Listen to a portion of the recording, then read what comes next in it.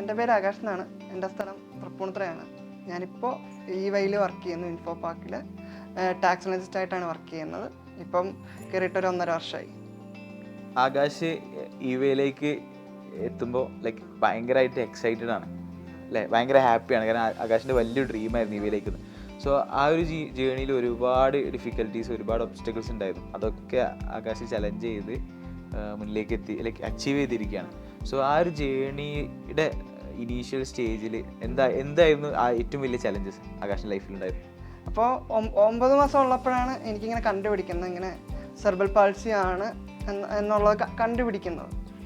കണ്ടുപിടിച്ച് കഴിഞ്ഞിട്ട് ഞങ്ങളുടെ ഫാമിലി ഡോക്ടർ തന്നെയാണ് കണ്ടുപിടിക്കുന്നത്.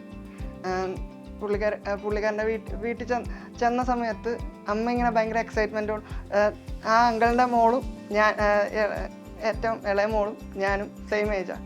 അപ്പം ഞങ്ങളിങ്ങനെ കളിച്ചുകൊണ്ടിരുന്ന സമയത്ത് എൻ്റെ കയ്യിൽ നിന്നൊരു കളിപ്പാട്ടം എടുക്കാൻ വേണ്ടി കുട്ടി നോക്കിയപ്പോഴത്തേക്കും അമ്മ പറഞ്ഞു, ഇവന് ഭയങ്കര ബലമാണ്, കമ്പി പിന്നെയും വളയ്ക്കാം, എൻ്റെ കൈയൊന്നും വളയ്ക്കാൻ പറ്റൂല എന്ന് പറഞ്ഞു. അപ്പോൾ അത് കേട്ടപ്പോഴത്തേക്കും ഡോക്ടർ പെട്ടെന്ന് പറഞ്ഞു, എന്താ പറയണേന്ന് ചോദിച്ചു. അപ്പോൾ അമ്മ ഭയങ്കര ഞാനെന്തോ സൂപ്പർ ഹീറോ ആ ഒരു ഇതിൽ ആ ഭയങ്കര എക്സൈറ്റ്മെൻറ്റോടുകൂടി അമ്മ പറയുന്നത്. ഇതെനിക്ക് പറഞ്ഞു കേട്ടിട്ടുള്ള അറിവാട്ടോ. അപ്പോൾ എത്രത്തോളം അത് കറക്റ്റാണ് എന്നുള്ളത് എനിക്ക് അത്ര അറിയില്ല. അപ്പം എന്നാലും എൻ്റെ അറിവ് വെച്ചിട്ട് ഞാൻ പറയാം. കൂടുതൽ കറക്റ്റായിട്ട് അറിയണമെങ്കിൽ അമ്മയോട് ചോദിച്ചാൽ മതി. അപ്പോൾ അത് ഫൈറ്റ് ചെയ്തു. പിന്നീട് അങ്ങോട്ട് സ്കൂൾ ലൈഫ് സ്റ്റാർട്ട് ചെയ്യുകയാണ്.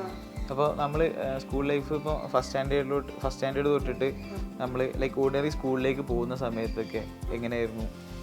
കാരണം എന്നെ 10 വയസ്സ് വരെ എടുത്തുകൊണ്ട് നടന്ന ആളാണ്. അപ്പം അമ്മയാണ് ഫുൾ ടൈം എൻ്റെ കൂടെ എടുത്തുകൊണ്ട് അമ്മ കൊണ്ട് ക്ലാസ്സിൽ ഇരുത്തും. പിന്നെ ബ്രേക്ക് ടൈമിൽ അമ്മ വന്ന് നോക്കും. പിന്നെ സ്കൂളിൽ ചെറുതായിരുന്നപ്പം സ്കൂളിൽ സ്പെഷ്യൽ ആയ വെച്ചിട്ടുണ്ടായിരുന്നു. കാരണം എനിക്കൊന്നും ചെയ്യാൻ പറ്റില്ല, ഇരിക്കുന്നിടത്ത് ഇരിക്കത്തേ ഉള്ളൂ. അല്ലെങ്കിൽ ഞാൻ വീട്ടിലെന്ന് പറഞ്ഞു കഴിഞ്ഞാൽ ഞാൻ മുട്ടുകുത്തി നടന്നുകൊണ്ടിരുന്നത്, ഉരുളുക, ഫുള്ള് റോൾ ചെയ്ത് പോവുക, 4 കാലം നടക്കുക, അങ്ങനെയൊക്കെയായിരുന്നു. അത് കഴിഞ്ഞ് 10 വയസ്സ് ആയപ്പോഴാണ് ട്രീറ്റ്മെൻറ്റ്. 2-2.5 വയസ്സ് തൊട്ട് ആയുർവേദം ഉണ്ടായിരുന്നു വീട്ടിൽ. ആയുർവേദം ചെയ്യുമായിരുന്നു. പിന്നെ ഫിസിയോതെറാപ്പി ഉണ്ടായിരുന്നു. ആദ്യമേ ഇങ്ങനെ കണ്ടുപിടിച്ചിട്ട് ജീവൻ പ്രകാശ് എന്ന് പറയും. 5 വയസ്സ് വരെ ഏതാണ്ട് 5 വയസ്സ് വരെ അവിടെയായിരുന്നു. കാരണം ഓക്യുപ്പേഷണൽ തെറാപ്പി അതുപോലുള്ള ഇതായിരുന്നു. അത് കഴിഞ്ഞിട്ട് നിമാൻസിൽ വന്നു കഴിഞ്ഞപ്പോഴാണ് നിമാൻസിലെ ഡോക്ടറാണ് സജസ്റ്റ് ചെയ്യുന്നത്, ഇവിടെ തോപ്പുംപടിയിൽ രക്ഷ എന്ന് പറഞ്ഞ സ്ഥാപനമുണ്ട്. അപ്പം അവിടെ പോയി ട്രീറ്റ്മെൻറ്റ് ചെയ്ത് കഴിഞ്ഞാൽ കുറച്ചും കൂടെ എന്തെങ്കിലും വ്യത്യാസം വരും, ഇമ്പ്രൂവ്മെൻറ്റ്സ് കാണും എന്ന് പറഞ്ഞിട്ട് ഞങ്ങൾ അവിടെ വന്നു. അവിടെ വന്ന് ബാലു എന്ന് പറഞ്ഞ ബാലുങ്ങളാണ് എന്നെ ആദ്യമായിട്ട് ഡയഗ്നോസ് ചെയ്ത് എൻ്റെ എക്സസൈസും ട്രീറ്റ്മെൻറ്റും കാര്യങ്ങളൊക്കെ സ്റ്റാർട്ട് ചെയ്തു. ബാലു എന്ന് പറഞ്ഞ അങ്കിളാണ് എന്നെ ആദ്യമായിട്ട് 10ാമത്തെ വയസ്സിൽ 2 സ്റ്റെപ്പ് നടത്തിക്കുന്നത്. ഓക്കെ, സോ ആദ്യത്തെ സക്സസ് സ്റ്റെപ്സ് 10ാം വയസ്സിലായിരുന്നു. ഓക്കെ, സോ അങ്ങനെ നമ്മൾ 10 വയസ്സായ സമയത്ത് നമ്മൾ സ്കൂളിലേക്ക് ഒരു ജേണി എങ്ങനെയായിരുന്നു? സ്കൂളിലെന്ന് പറഞ്ഞു കഴിഞ്ഞാൽ ഞാൻ ആദ്യമേ LKG UKG ഞാൻ പോയിട്ടില്ല, UKG ആണ് പോയത്.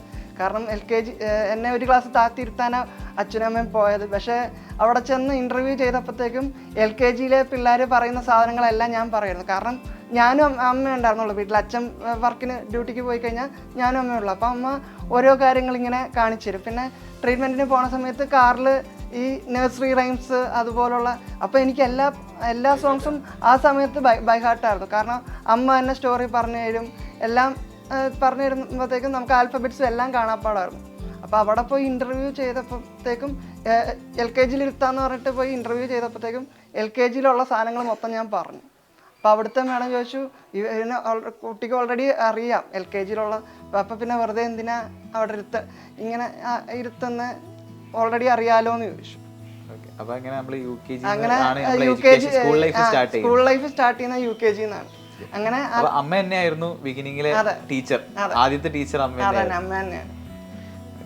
വൈക്കത്ത് ലിസ്യു എന്ന് പറഞ്ഞ ഒരു അച്ഛമ്മ പള്ളി വക സ്കൂളിൽ ഞാൻ ചേരുണ്ടായി.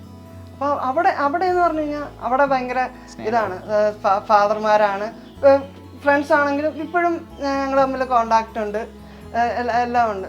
അപ്പം അത് കഴിഞ്ഞിട്ട് അത് കഴിഞ്ഞ് അവിടുന്ന് ഇറങ്ങുമ്പോഴും ഫാദറിന് ഭയങ്കര വിഷമം, എന്തിനാ അവനെ കൊണ്ടുപോകുന്ന, അവന് കുഴപ്പമൊന്നുമില്ലല്ലോ, പഠിക്കുന്നുണ്ടല്ലോ ഇത്ര. അപ്പം 10th ആ സമയത്ത് എക്സാം ഇല്ല, വേണമെങ്കിൽ സ്കൂൾ മാറുകയാണെങ്കിൽ എഴുതിയാൽ മതി, ഇല്ലെങ്കിൽ എഴുതണ്ടെന്നൊരു സ്കീം ഉണ്ടായിരുന്നല്ലോ ആ സമയത്തൊക്കെ.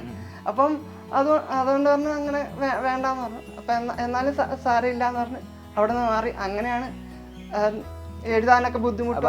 അവിടെ ഏതൊക്കെ ക്ലാസ് ആയിരുന്നു നമ്മൾ കംപ്ലീറ്റ് ചെയ്തത്?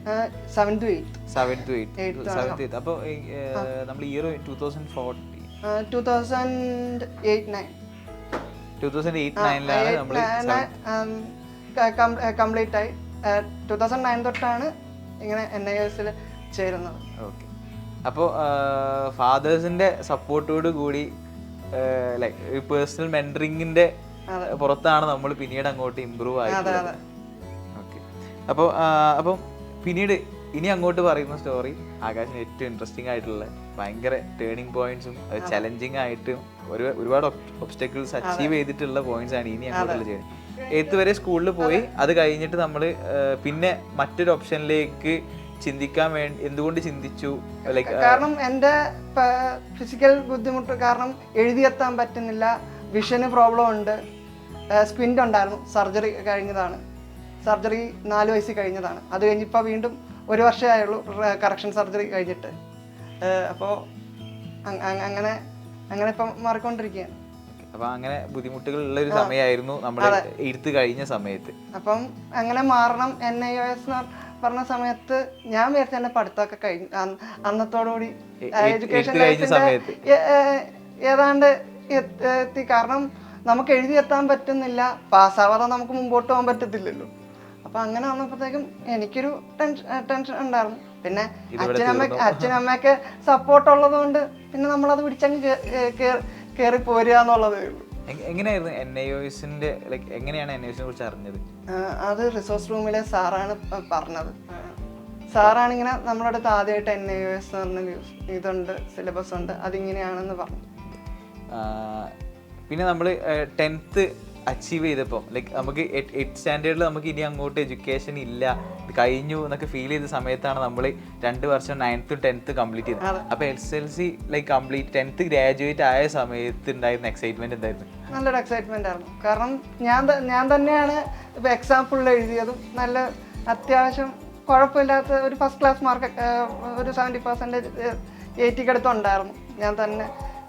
അപ്പോൾ അത് കഴിഞ്ഞിട്ട് എക്സാം ഹോളിൽ പോയപ്പോഴത്തേക്കും അവസാനം എത്തിയപ്പോഴത്തേക്കും എനിക്ക് എഴുതിയെത്താൻ പറ്റുന്നില്ല. എനിക്ക് ആൻസേഴ്സ് അറിയാം. അപ്പോൾ അവരൊന്ന് എൻ്റെ അടുത്ത് ക്വസ്റ്റ്യൻ ചോദിച്ചപ്പോൾ ഞാൻ എല്ലാത്തിനും ആൻസർ പറഞ്ഞു. അപ്പം ആൻസർ അറിയുകയും ചെയ്യാം, എനിക്ക് എഴുതിയെത്താനും എക്സ്ട്രാ ടൈം തന്നു അവർ, എക്സ്ട്രാ ടൈം നമുക്കുണ്ട്. അപ്പോൾ അതും തന്നിട്ട് എന്നിട്ടും തീർക്കാൻ പറ്റുന്നില്ല.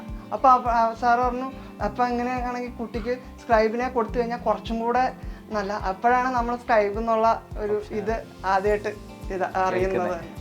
അപ്പം അങ്ങനെ സ്ക്രൈബ് വെച്ചിട്ടാണ് MBA വരെ എഴുതി കംപ്ലീറ്റ് ചെയ്തെത്തിയത്. ഓക്കെ. അപ്പോൾ അങ്ങനെ നമ്മൾ 10th കഴിഞ്ഞപ്പോൾ ഇഷ്ടപ്പെട്ട ഫീൽഡായിട്ടുള്ള കൊമേഴ്സ് ചൂസ് ചെയ്തു. അങ്ങനെ നമ്മൾ 2 വർഷം കൊണ്ടാണ് അല്ലേ? 2 വർഷം പ്ലസ് 1 ഇവിടെ എന്ന് പറഞ്ഞു കഴിഞ്ഞാൽ 9th ഇല്ല, 10th ഉള്ളൂ. 10th പിന്നെ +2 ഉള്ളൂ, +1 ഇല്ല, +2 ഉള്ളൂ. അപ്പോൾ 2 ഇയേഴ്സിനെ കൊണ്ടാണ് നമ്മൾ 9th 10th 2 ഇയേഴ്സിനെ 9th 10th 2 years കൊണ്ടാണ്. അപ്പോൾ അതുപോലെ തന്നെ 11th ലൈക്ക് 12th 2 ഇയേഴ്സ് കൊണ്ട് നമ്മൾ 2 ഇയേഴ്സ് കൊണ്ട് കംപ്ലീറ്റ് ആയി. പിന്നെ ആകാശ് ലൈഫിന്റെ ജേണിയിൽ ആകാശ് പറഞ്ഞിട്ടുണ്ടായിരുന്നു EVA ആണ് ഒരു ഡ്രീം. ആ ഡ്രീം എങ്ങനെയാണ് ആകാശിന്റെ ഉള്ളിൽ വന്നത്? ഡ്രീം എങ്ങനെയാണ് ഉണ്ടായെന്ന് വെച്ച് കഴിഞ്ഞാൽ എൻ്റെ കസിനുണ്ട് ട്രിവാൻഡ്രത്ത്, പാറൂന്ന ചേച്ചിയുടെ പേര്, പാർവതി എന്ന ചേച്ചിയുടെ പേര്. അപ്പം ചേച്ചിയൊക്കെ ചേച്ചി EVAയിലാണ് വർക്ക് ചെയ്യുന്നത്. അപ്പം അത് കഴിഞ്ഞ് എൻ്റെ ഫ്രണ്ട്സും ആ സമയത്ത് ചേച്ചിയുടെ ഫ്രണ്ട്സും ഒക്കെ ഉണ്ടായിരുന്നു.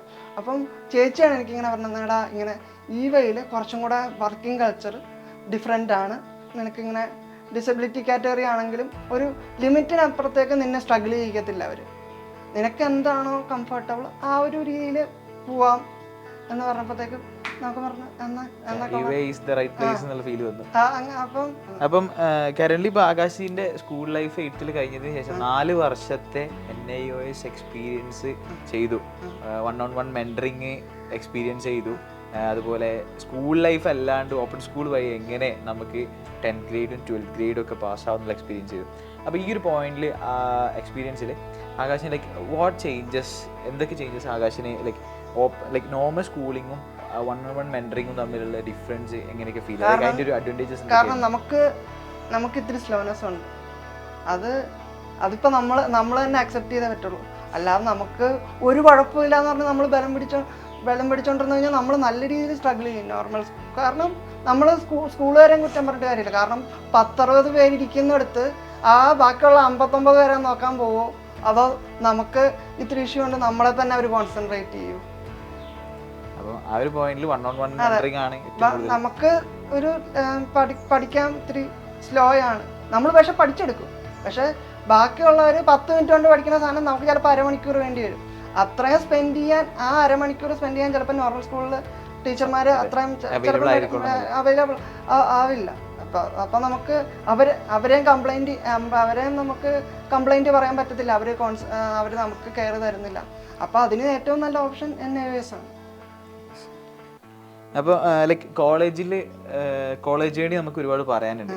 അപ്പോൾ ഈ കോളേജ് ജേണി സ്റ്റാർട്ട് ചെയ്യുന്ന സമയത്ത്, നമ്മൾ കോളേജുകളായിട്ട് അപ്രോച്ച് ചെയ്യുന്ന സമയത്ത് NIOS പഠിച്ചൊരു സ്റ്റുഡൻ്റ് ആണ് എന്നുള്ള ഒരു കാരണം കൊണ്ട് എവിടെയെങ്കിലും റിജക്ഷനോ അതീ ബുദ്ധിമുട്ടുകൾ ഉണ്ടായിട്ടുണ്ടോ? എനിക്കങ്ങനെ ബുദ്ധിമുട്ടുണ്ടായിട്ടില്ല. കാരണം നമ്മൾ NIOS പഠിച്ചു കഴിയുമ്പോഴത്തേക്കും നമുക്ക് ഈ NIOS വാലിഡ് ആണെന്നുള്ളൊരു സർട്ടിഫിക്കറ്റ്, സർട്ടിഫിക്കറ്റ് ഉണ്ട്. അതിൻ്റെ പേരെന്താണെന്ന് ഇപ്പം എനിക്ക് കറക്റ്റ് കിട്ടുന്നില്ല. ആ ഒരു സർട്ടിഫിക്കറ്റ് കാണിച്ചു കഴിഞ്ഞാൽ നമുക്ക് നോർമൽ എല്ലാവരും ജോയിൻ ചെയ്യുന്ന പോലെ. അത് കഴിഞ്ഞിട്ട് ഞാൻ പഠിത്തമൊക്കെ കഴിഞ്ഞ് ഞാൻ കോളേജിൽ ചെന്നപ്പോഴത്തേക്ക് എൻ്റെ ക്ലാസ്സിൽ തന്നെ ഉണ്ടായിരുന്നു NIOS പഠിച്ച 2-3 പേരുണ്ടായിരുന്നു എൻ്റെ ക്ലാസ്സിൽ തന്നെ. അപ്പോൾ ഇറ്റ്സ് ലൈക്ക് ഒരു നോർമൽ ആണ്. സ്കൂളായിട്ടും സെപ്പറേറ്റ് ഡിഫറൻസുകളൊന്നും ഇല്ല. കോളേജിൽ വരുന്ന സ്ഥലത്ത് ഒരുപോലെ തന്നെയാണ്. ഒരുപോലെ തന്നെയാണ്. അങ്ങനെ ഡിഫറൻസിയേഷൻ ഒന്നുമില്ല. പിന്നെ അടുത്തത് നമ്മൾ PG പോകാമെന്ന് പ്ലാൻ ചെയ്തു. അങ്ങനെ പിന്നീട് PG ചെയ്തു. PG ചെയ്തു 2017 to 19 PG കംപ്ലീറ്റ് ചെയ്തായിരുന്നു. MBA ആയിരുന്നു, ഫിനാൻസ് ഇൻഫർമേഷൻ സിസ്റ്റം ആയിരുന്നു. അത് ഇവിടെ നമ്മുടെ മാറമ്പള്ളി MES കോളേജിൽ IMAT-ലാണ് ഞാൻ ചെയ്തത്. അപ്പോൾ അങ്ങനെ ഇപ്പോൾ ആകാശ് ഇപ്പോൾ ഒരു PG ഗ്രാജുവേറ്റ് ആണ്. അതെ.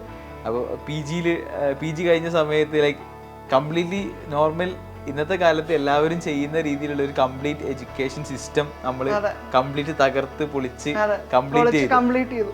PG വരെ കംപ്ലീറ്റ്. കാരണം എല്ലാവരും പറഞ്ഞ ആ ഒരു വ്യൂ പോയിന്റ് മൊത്തം ചവിട്ടി പൊളിച്ചാണ് നമ്മൾ ഇവിടം വരെ 8th വരെ പഠിക്കാൻ പറ്റുള്ളൂ എന്ന് പറഞ്ഞ സമയം ഉണ്ടായിരുന്നു. അതെ, 10th വരെ മാക്സിമം എത്തിക്കാം എന്നുള്ള പറഞ്ഞ സമയത്തുനിന്ന് അവിടുന്ന് MBA വരെ എത്തി നിൽക്കുമ്പോൾ ഇപ്പൊ തിരിഞ്ഞു നോക്കുമ്പോഴത്തേക്കും നമ്മളെ എന്താ നമ്മൾ പറയത്തില്ലേ, നമ്മളെ കളിയാക്കാനും കുറ്റപ്പെടുത്താനും കുറേ പേരുണ്ടാവും. അവരുടെയൊക്കെ നമ്മൾ അവരെ നോക്കി കളിയാക്കാനോ കുറ്റപ്പെടുത്താനോ നമ്മൾ പോകേണ്ട കാര്യമില്ല. ആ കളിയാക്കലിൻ്റെ ഫ്രണ്ടിൽ കൂടെ നമ്മൾ നടന്നുപോയി നമ്മൾ എന്താണോ ആഗ്രഹിക്കുന്നത് അത് അച്ചീവ് ചെയ്യാൻ പറ്റിയാൽ ആ കളിയാക്കിയവരും കൂവി വിളിച്ചവരും അവരുടെ ആ കൂവി വിളിയിലും കല്ലേറുകളും കയ്യടികളായിട്ട് മാറും. അതെ, ഇപ്പൊ കയ്യടികൾ വാങ്ങിക്കൊണ്ടിരിക്കുകയാണ്. സോ അപ്പോൾ നമ്മൾ എഡ്യൂക്കേഷൻ കംപ്ലീറ്റ് ചെയ്തു. അപ്പോൾ അടുത്തത് നമ്മൾ ജോബിലേക്ക് കയറാണ്. നമ്മൾ ഡിഗ്രി കഴിഞ്ഞതിന് ശേഷം ഒരു തവണ ജോബിന് വേണ്ടി ട്രൈ ചെയ്തു. പിന്നീട് നമ്മൾ PG എത്തി, PG കംപ്ലീറ്റ് ചെയ്തു. അപ്പോൾ വീണ്ടും നമ്മൾ ലൈക്ക് നെക്സ്റ്റ് ഡിഗ്രി കഴിഞ്ഞപ്പോഴത്തേക്കും ക്യാമ്പസ് പ്ലേസ്മെന്റ് വഴി എനിക്ക് ഗോൾഡ്മാൻ സാക്സ് എന്ന് പറഞ്ഞൊരു കമ്പനിയിൽ കിട്ടി, ബാംഗ്ലൂരുള്ള കമ്പനിയിൽ കിട്ടി. പക്ഷേ എൻ്റെ ഈ ഡിസബിലിറ്റി ഇഷ്യൂസ് കാരണം എന്നെ മാറ്റി നിർത്താൻ അച്ഛനും അമ്മയ്ക്കും പേടിയായതുകൊണ്ട് അച്ഛൻ പറഞ്ഞു, വേണ്ട, നമുക്ക് ഇനിയും സമയമുണ്ടല്ലോ, നിനക്ക് പഠിക്കണം എന്ന് ആഗ്രഹം ഉണ്ടെങ്കിൽ നീ പഠിച്ചോ, ഇപ്പോഴേ നീ ജോലിക്ക് വേണ്ട, ഇപ്പം ഏതായാലും എനിക്ക് ആരോഗ്യമുണ്ട്, അതുകൊണ്ട് ഞാൻ ഇപ്പം നിന്നെ പഠിപ്പിക്കുക എന്നുള്ളതാണ് എൻ്റെ ഒരു ഇത്. അപ്പം നിനക്കെന്താ വേണ്ടതെന്ന് വെച്ച് കഴിഞ്ഞാൽ അടുത്തതിലോട്ട് പൊക്കോളാൻ പറഞ്ഞു, അല്ലാതെ ഇപ്പോഴേ ജോലിക്ക് പോയിട്ട് നീ സ്ട്രഗിൾ ചെയ്യാൻ നിൽക്കണ്ടെന്ന് പറഞ്ഞു.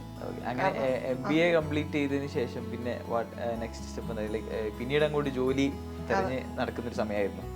പിന്നീട് ക്യാമ്പസ് പ്ലേസ്മെന്റ് കിട്ടി, ഒരു ഡിഗ്രിക്കും കിട്ടി, MBAക്കും കിട്ടി.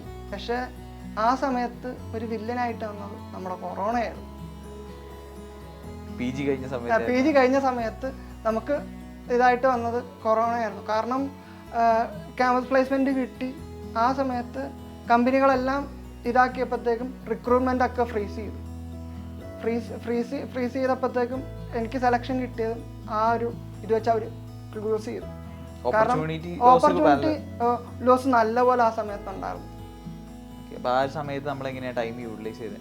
ആ ഒരു സമയത്ത് ഞാൻ യൂട്ടിലൈസ് ചെയ്തതെന്ന് വെച്ച് കഴിഞ്ഞാൽ ഞാൻ ട്യൂഷൻ എടുക്കുമായിരുന്നു. അക്കൗണ്ട്സിന് ട്യൂഷൻ എടുക്കുമായിരുന്നു.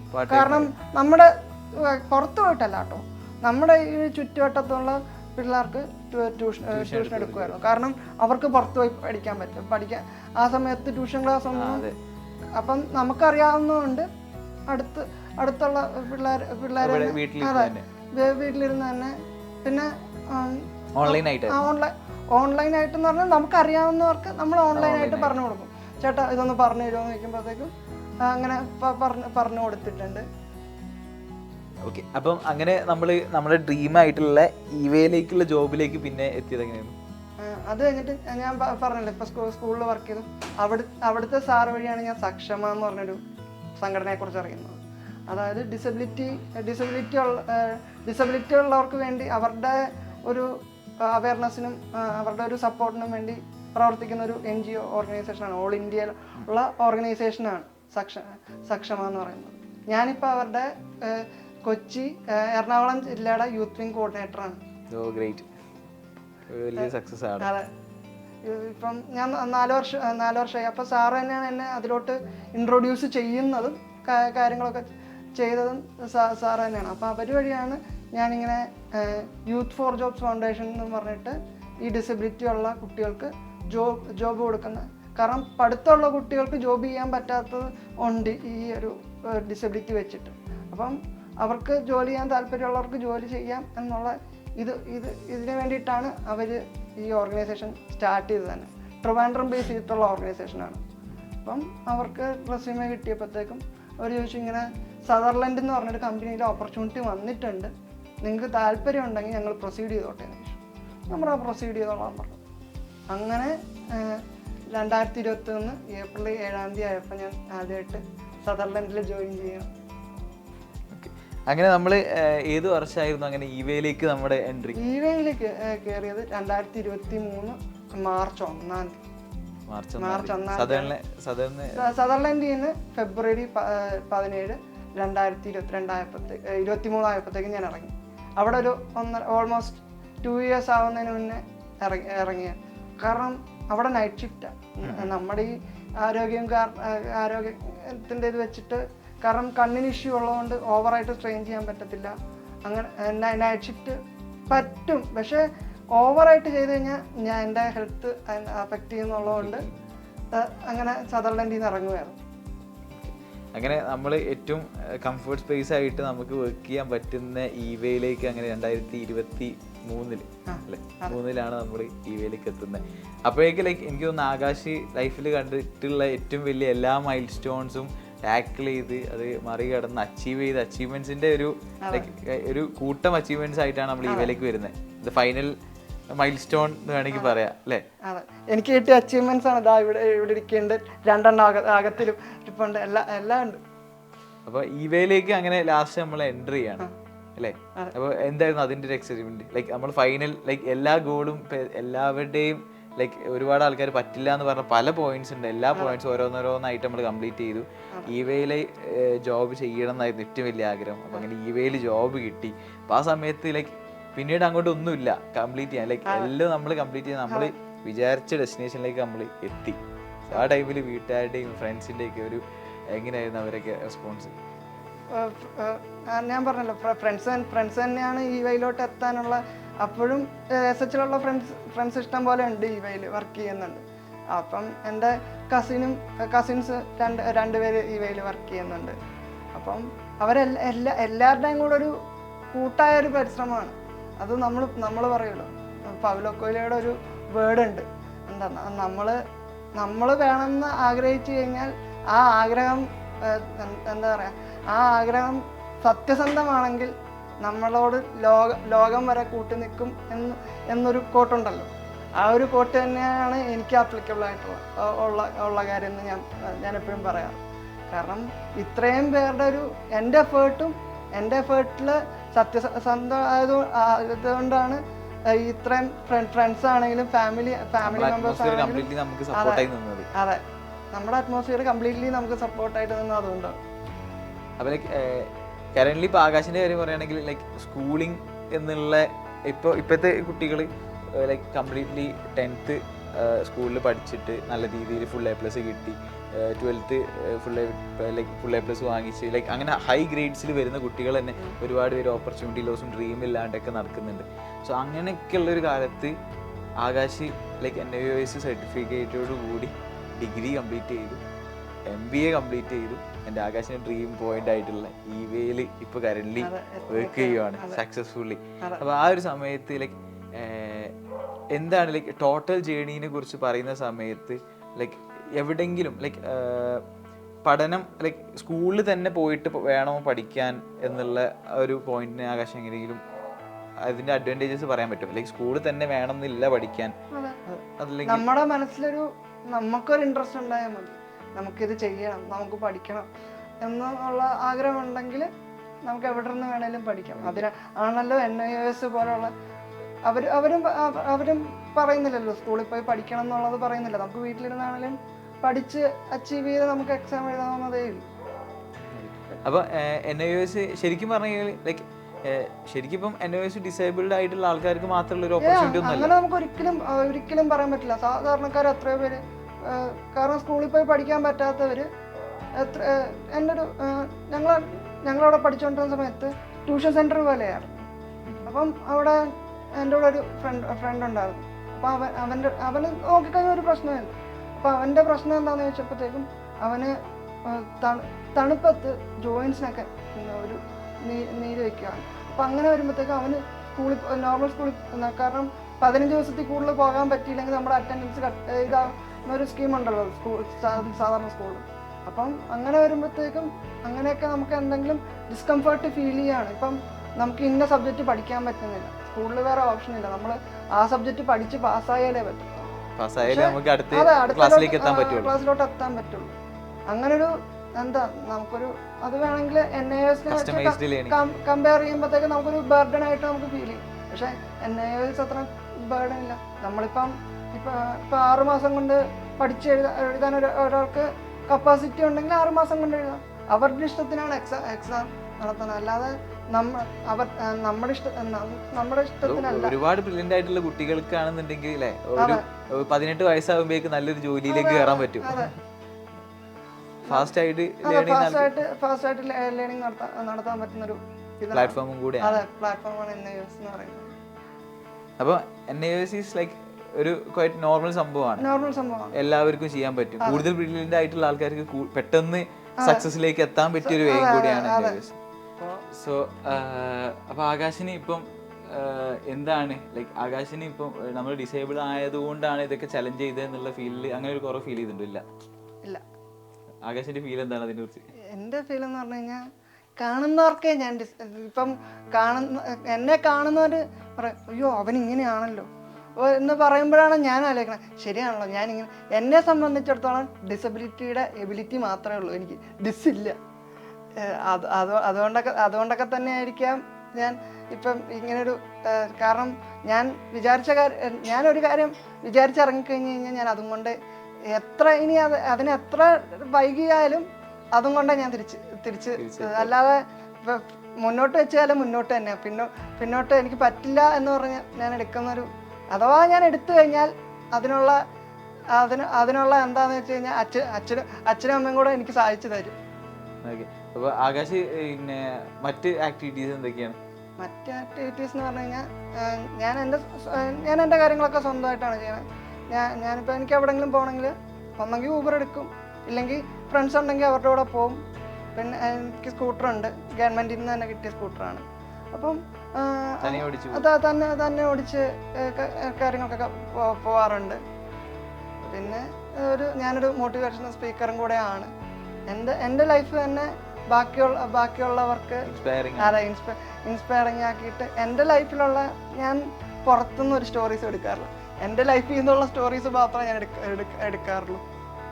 ഇത്രയും സക്സസ് ആയി നിൽക്കുമ്പോൾ ശരിക്കും അത് എല്ലാ സാധാരണ ആൾക്കാർക്കും അത് ഭയങ്കര ഇൻസ്പയറിംഗ് ആണ്. അല്ലേ? കാരണം എല്ലാം പറ്റുന്നതും എല്ലാ സ്കൂളിലും എല്ലാം ഫുൾ ഫെസിലിറ്റീസോട് കൂടി കംപ്ലീറ്റ് ചെയ്ത ആൾക്കാർ സ്റ്റിൽ ഒരുപാട് ഫ്രീസായി നിൽക്കുന്ന ഒരുപാട് ആൾക്കാരുണ്ട്. ആ പോയിന്റിലൊക്കെ എല്ലാത്തിനെയും ടാക്കിൾ ചെയ്തിട്ടാണ് ആകാശ് ഇപ്പം നല്ല രീതിയിൽ വലിയ സക്സസ്സിലേക്ക് എത്തിയിട്ടുള്ളത്. അപ്പോൾ കംപ്ലീറ്റ്ലി ആകാശിൻ്റെ ജേർണീനെ ഒരു സിംഗിൾ സെൻറ്റൻസിൽ കംപ്ലീറ്റ് ചെയ്യുകയാണെങ്കിൽ നമുക്ക് എന്താ പറയുക, നമുക്കൊരു എയിം ഉണ്ടെങ്കിൽ, നമുക്കൊരു ഡിറ്റർമിനേഷൻ ഉണ്ടെങ്കിൽ, അതിനെ സപ്പോർട്ട് ചെയ്യാൻ നമ്മുടെ പേരൻസ് റെഡിയാണെങ്കിൽ അതൊരു വലിയ ഫാക്ടറാണ്. നമുക്ക് നമ്മുടെ വീട്ടിൽ നിന്ന് എങ്ങനെ സപ്പോർട്ട് കിട്ടുന്നോ, എൻ്റെ അച്ഛനും അമ്മയും എനിക്കെന്താണോ വേണ്ടത് അതാണ് അവർ എനിക്കെന്ത് സപ്പോർട്ടാണ് വേണ്ടത് എന്ന് നോക്കിയിട്ടാണ് അവർ നിൽക്കുക. അല്ലാതെ അപ്പുറത്തുള്ളവർ ഇന്നത് പറഞ്ഞു, ഇപ്പുറത്തുള്ളവർ ഇന്നത് പറഞ്ഞു, നീ അങ്ങനെ ആയില്ല എന്നൊരു അവർ കമ്പയർ ചെയ്യുന്ന എന്നെ തന്നെ. ഇപ്പം ഞാനൊരു കാര്യം ചെയ്തു, ഞാൻ നേരത്തെ ആ കാര്യത്തിന് വേണ്ടിയിട്ട് ട്രൈ ചെയ്തിട്ടുണ്ടെങ്കിൽ അവിടെ ഞാൻ എത്രത്തോളം എത്തി, ഇപ്പം ഞാൻ വീണ്ടും ട്രൈ ചെയ്യുമ്പോൾ എത്രത്തോളം പ്രോഗ്രഷൻ എനിക്കുണ്ട്, അതാണ് അവർ എനിക്ക് ചൂണ്ടിക്കാണിച്ചു തരാറ്. അല്ലാതെ വേറൊരാളെ വെച്ച് ഇന്നേ വരെ എന്നെ കമ്പയർ ചെയ്തിട്ടില്ല. അത് തന്നെയാണ് അങ്ങനെ തന്നെ വേണം എല്ലാ പേരൻസും എന്ന് ഞാൻ പറയുള്ളൂ. അപ്പോഴേ നമുക്ക് നമ്മളിൽ തന്നെ ഒരു വിശ്വാസമുള്ളൂ. അല്ലെങ്കിൽ ഇപ്പോൾ മിക്ക പേരൻസും കാണുന്നതെന്ന് വെച്ച് കഴിഞ്ഞാൽ അപ്പുറത്തെ കുട്ടിക്ക് എത്ര മാർക്കുണ്ട്, ഇപ്പം നമ്മൾ സോഷ്യൽ മീഡിയ തന്നെ തുറക്കുമ്പോഴത്തേക്ക് കളിയാക്കിയാണെങ്കിലും ട്രോൾസും കാര്യങ്ങളും തന്നെ അപ്പുറത്തെ കുട്ടിക്ക് 90 ഉണ്ട്, നിനക്ക് 89 ഉള്ളൂ. എന്നാൽ അവനാ 89 മേടിച്ചതിന് അവനെ അപ്രീഷിയേറ്റ് ചെയ്യല്ല ചെയ്യുക. ഗ്രോത്തിന് ഏറ്റവും വലിയ വില്ലനാണ് ഇപ്പോൾ ശരിക്കും കമ്പാരിസൺ. അതെ, ഗ്രോത്തിന് ഏറ്റവും വലിയ നമുക്ക് ബാരിയർ എന്ന് പറയുന്നത് കമ്പാരിസൺ തന്നെയാണ്. നമ്മളെ തന്നെ വെച്ച കമ്പയറുകൾ. കാരണം ഞാനത് പറയാൻ കാരണം എന്ന് വെച്ച് കഴിഞ്ഞാൽ ഇപ്പം എൻ്റെ ഒരു കേപ്പബിലിറ്റി ആയിരിക്കില്ല വേറൊരാൾക്കുള്ളത്. പലർക്കും പല കേപ്പബിലിറ്റീസാണ് ഉള്ളത്. നമ്മുടെ ഉള്ളിലെ കേപ്പബിലിറ്റി എന്താണെന്ന് കണ്ടുപിടിച്ച് നമുക്കതിനെ ടാക്കിൾ ചെയ്ത് എങ്ങനെ ശരിയാക്കാം എന്ന് പറ്റിയാലേ നമ്മളൊരു സക്സസ്സിലോട്ട് എത്തത്തുള്ളൂ എന്ന് വിശ്വസിക്കുന്ന ഒരാളാണ്. സോ 100% ഹാപ്പി ആയിട്ടാണ് ഇപ്പോൾ ആകാശ് ഇരിക്കുന്നത്. ഡ്രീംസ് ഒക്കെ അച്ചീവ് ചെയ്തിട്ട് ഹാപ്പി, പാരൻസിനോടെ ഒക്കെ വളരെ ഹാപ്പിയാണ്. ഒരുപാട് ഫ്രണ്ട്സ് ഉണ്ട്. ഓക്കെ, സോ കംപ്ലീറ്റ്ലി ഒരു സക്സസ്ഫുൾ ആകാശാണ് ഇപ്പോൾ. So all the very best Akash, and thank you. Thank you so much.